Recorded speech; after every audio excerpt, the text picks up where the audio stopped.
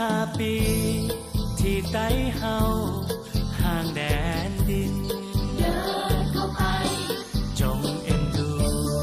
หมู่ข้าน้อยที่พลอยพลากมาเฮาคนไต้ย้ายกันไป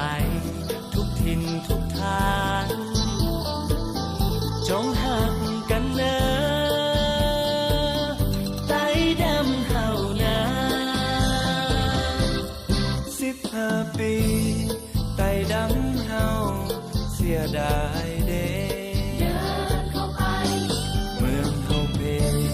แสนเสียดายผู้เจ้าสลาเพื่อนเคยอยู่ผู้เคยนอนต้องจอดจำลาปะให้ปะนาน้ำตาไต้ไหล15 ปีที่ไต้เฮาเสียแดนเมือง เดินเข้าไปเคยหุ่มเพื่อนหมู่ข้าน้อยอยู่สุขสบายลุงแกงตาได้สร้างสาบ้านเมืองไว้ให้บัดนี้จากไกล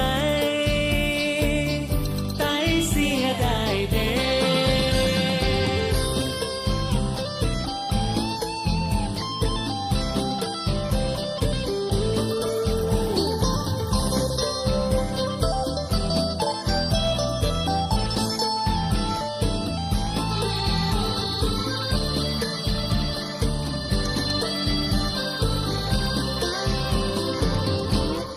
15 ปีที่ไต้เฮาห่างแดนดินเดินเข้าไปจงเอ็นดู